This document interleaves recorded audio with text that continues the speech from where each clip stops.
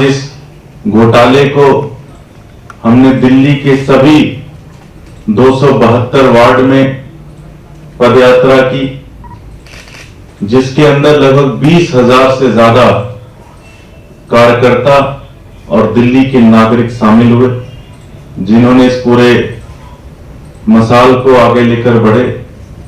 हमने दिल्ली के हर घर हर गली के अंदर ये सुबह से पदयात्रा चल रही है, अभी भी कई जगहों पे चल रही है।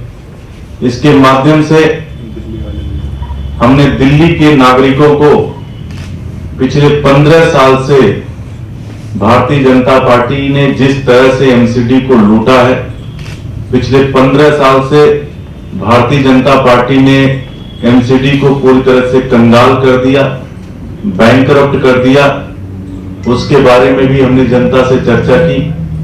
2,500 करोड़ के घोटाले के ऊपर हमने चर्चा की।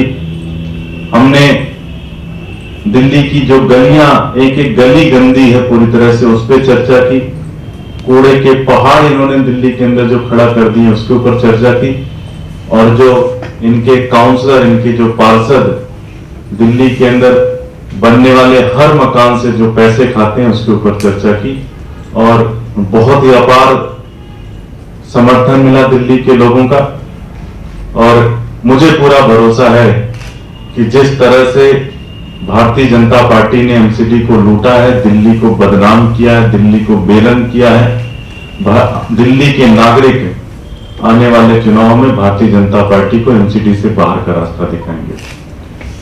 दूसरा, एक जो सबसे महत्वपूर्ण मुद्दा है, और ये मुद्दा पिछले 1 महीने 2 महीने से नहीं, कम से कम पिछले कई सालों से चला, लेकिन पिछले 5-6 महीनों से कंटिन्यूअसली है। आप लोगों ने देखा होगा कि पिछले कुछ दिन पहले दिल्ली के एमसीडी के अंदर जो कर्मचारी काम कर रहे थे, चाहे वो डॉक्टर थे, चाहे वो नर्स थे, चाहे वो टीचर थे, सब लोग हड़ताल पे थे। कोई जंतर मंतर था, कोई अपने अस्पताल के अंदर हड़ताल कर रहा था, कोई अपने स्कूल के अंदर हड़ताल कर रहा था, कोई भूख हड़ताल पे बैठा था। लगभग 1-1.5 महीने तक जब वो सड़कों पर घूमे, सड़कों पर उन्होंने लाठियां सही पुलिस की, और भारतीय जनता पार्टी इस बीच में आम आदमी पार्टी की सरकार को बदनाम करने की भी खूब कोशिश की। लेकिन जब अंततः वो फेल हुए तो उन्होंने सभी कर्मचारियों को फिर से तनख्वाह दे दी थी।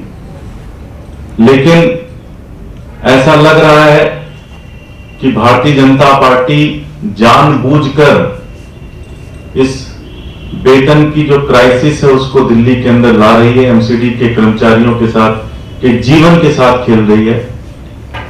और पिछले कुछ महीनों से फिर उन्होंने सैलरी देना बंद कर दिया है। और आज मीडिया के माध्यम से कल आप लोगों को उन्होंने बताया कि आने वाली 7 तारीख को फिर से कारपोरेशन के जितने भी कर्मचारी हैं वो फिर से हड़ताल पे जा रहे हैं। मैं भारतीय जनता पार्टी के नेताओं से कहना चाहता हूं कि आप गंदी राजनीति ना करें।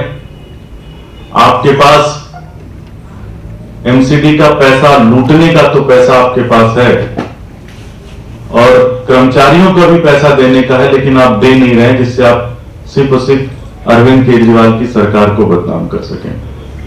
जब भी मीडिया, अपोजिशन पार्टी या एमसीडी के कर्मचारी जब भी भारतीय जनता पार्टी के नेताओं से पूछते हैं कि आप पैसा क्यों नहीं दे रहे हैं, तो हमेशा एक वो रट्टू तोता की तरह एक बात लेके आते हैं भाई कि दिल्ली सरकार ने उन्हें पैसे नहीं दिए, दिल्ली सरकार ने उन्हें 13,000 करोड़ रुपए नहीं दिए। पिछले आपको भी मैंने कुछ दिन पहले बताया था कि एमसीडी कर्मचारियों का एक ग्रुप कोर्ट में सैलरी की क्राइसिस को लेकर गया हुआ है, और हर महीने लगभग इसके ऊपर चर्चा होती है। मैं आपको कोर्ट के पिछले 2 ऑर्डर दिखाना भी चाहता हूं। इसकी प्रतियां मैंने बांटी भी थी पिछली प्रेस कॉन्फ्रेंस में, अगर आप कहेंगे तो आप ले भी लीजिएगा इसकी प्रतियां। एक 5 नवंबर की कोर्ट की ऑर्डर है और एक 16 दिसंबर की कोर्ट की ऑर्डर है, और इन दोनों ऑर्डर में कोर्ट ने कहीं नहीं कहा है कि आम आदमी पार्टी की सरकार को, दिल्ली सरकार को एमसीडी का कोई पैसा देना है, नंबर 1। साथ ही साथ एमसीडी के जो लॉयर हैं, एमसीडी के जो वकील हैं, भारतीय जनता पार्टी की एमसीडी का जो पक्ष रखते हैं कोर्ट के अंदर, उन्होंने भी कहीं पे 13,000 करोड़ रुपए की मांग नहीं रखी है। 31 दिसंबर तक के सारे पैसे आम आदमी पार्टी, दिल्ली सरकार ने एमसीडी को दे दिया है और ये हमने लिखित रूप में एफिडेविट कोर्ट में दिया हुआ है। ये नहीं कि हम बाहर कह रहे हैं, प्रेस कॉन्फ्रेंस में कह रहे हैं, हमने लिखित रूप से एफिडेविट दे दिया है। तो कोर्ट में भी ऑर्डर चल रहा है, कोर्ट के ऑर्डर में कहीं कुछ नहीं है, ये खुद कोर्ट में नहीं रख रहे हैं। बस इन्होंने पिछले 15 साल में जो इन्होंने एमसीडी को बर्बाद किया है, उससे बचने का, उससे ध्यान भटकाने का एक तरीका इन्होंने निकाला है। मैं भारतीय जनता पार्टी के नेताओं से कहना चाहता हूं कि अपनी नौटंकी आप लोग बंद करें। अगर आपसे एमसीडी नहीं चल पा रही है, एमसीडी आप छोड़ दें। अगर आपके बस की नहीं है तो आप छोड़ दें, लेकिन कर्मचारियों के जीवन के साथ खेलना बंद करिए। 24,000 वो बुजुर्ग जिनको पेंशन नहीं मिल रही है, जो कर्मचारी जिनको तनख्वाह नहीं मिल रही है, उनके जीवन के साथ आप खेलना बंद करिए। ये मेरी हाथ जोड़कर आप लोगों से विनती है, क्योंकि आपके पास कुछ भी ऐसा नहीं है जिससे आप प्रूव कर सके। आपसे मैं हाथ जोड़कर विनती करता हूं कि ये ड्रामा बंद करिए, ये नौटंकी बंद करिए और कर्मचारियों को तनख्वाह दीजिए, जिससे दिल्ली वालों ने जो जिसके लिए आपको चुना है वो काम आप कर सकें। बहुत बहुत धन्यवाद। हमारे साथ हमारे तीनों एलओपी भी हैं, वो भी चाहेंगे कि इसके ऊपर बात रखें।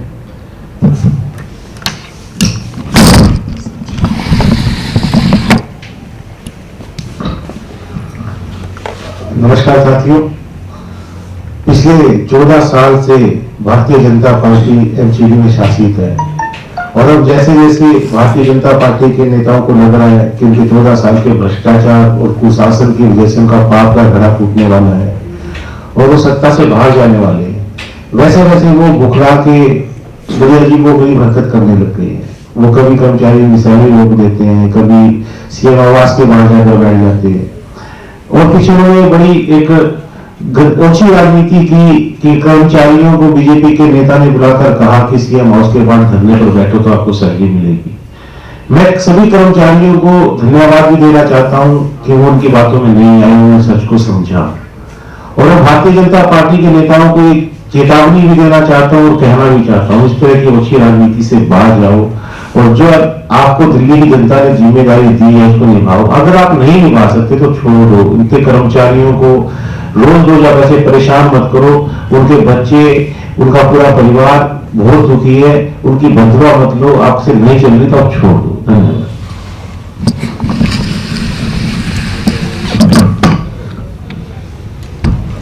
जैसा कि आज हम लोग वार्ड वाइज हमने जो अपना पद यात्रा निकाली, तो आज देखने को हमें एक बहुत अच्छा माहौल मिला कि व्यापारी वर्ग जितना भी है, जो दुकानदार वर्ग है, उसने बढ़ चढ़ के इसमें हिस्सा लिया। आम लोगों के साथ हम लोग पूरे वार्ड में घूमे और उसमें काफी सहयोग मिला और उन लोगों को भी इस चीज की बिल्कुल जानकारी है कि भाजपा जो है सिर्फ ड्रामेबाजी कर रही है।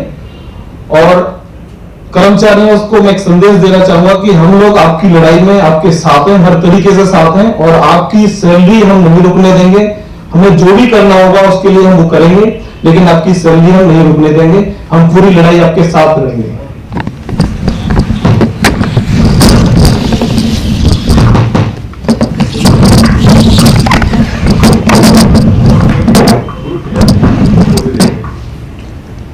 नमस्कार साथियों, आपके सामने जैसा कि हमारे नेता दुर्गेश पाठक जी ने सभी बता दिया है, भारतीय जनता पार्टी के नेता जिनकी जिम्मेवारी आम आदमी की सेवा करने की है, नगर निगम के अंदर बैठ के उनके काम करने की है, वो उन जिम्मेदारियों से बचकर नौटंकी करते घूम रहे हैं। कभी सीएम आवास पे बैठते हैं, कभी राजघाट पे धरने पे जाना चाहते हैं, कभी पार्टी ऑफिस पे बैठना चाहते हैं। तो ये साफ दर्शाता है कि इनको जनता की परेशानियों से कोई लेना देना नहीं है। ये जनता के लिए काम नहीं करना चाहते, ये अपनी जेब भरने के लिए काम करना चाहते हैं। जहां इनके पार्षद भ्रष्टाचार में शामिल हैं, वहीं इनके पार्षद जो स्वास्थ्य कमेटी की बजट की मीटिंग है, शिक्षा विभाग की बजट की मीटिंग है, उनको छोड़ करके, उनको कैंसिल करवा करके धरने पे बैठे हैं। तो ये साफ दर्शाता है कि इनको पूर्वी दिल्ली या पूरी दिल्ली की जनता से कोई लेना देना नहीं, उनकी परेशानियों से कोई लेना देना नहीं, सिर्फ राजनीतिक रोटी सेकना चाहते हैं। दिल्ली की जनता ये जान चुकी है और इनके सर्वे में भी ये आ चुका है कि पूरी दिल्ली के अंदर भारतीय जनता पार्टी एमसीडी के चुनावों में बुरी तरीके से हारने वाली है। उसी को लेकर के ये बहुत ज्यादा परेशान है, इसलिए उल जुलूल काम करने में लगे हुए हैं। जिस तरीके से ये जनता को परेशान कर रहे हैं, जनता आने वाले समय में और कर्मचारी अपने वेतन को लेकर के इनसे बदला लेंगे और आने वाले चुनाव में इनका रिजल्ट जो है वो आपके सामने होगा। जय हिंद। कोई प्रश्न है? जैसे कि एमसीडी को लेकर के भाजपा और आम आदमी पार्टी एक दूसरे को ब्लेम कर रहे हैं, बट अल्टीमेटली उसमें जो पिस रहा है वो आम आदमी पिस रहा है या एम्प्लॉय पिस रहा है। इस बार क्या कहते हैं? नहीं, एम्प्लॉइज का तो नुकसान हो रहा है, लेकिन हम कहां से गलत हैं ये हमें बता दीजिए।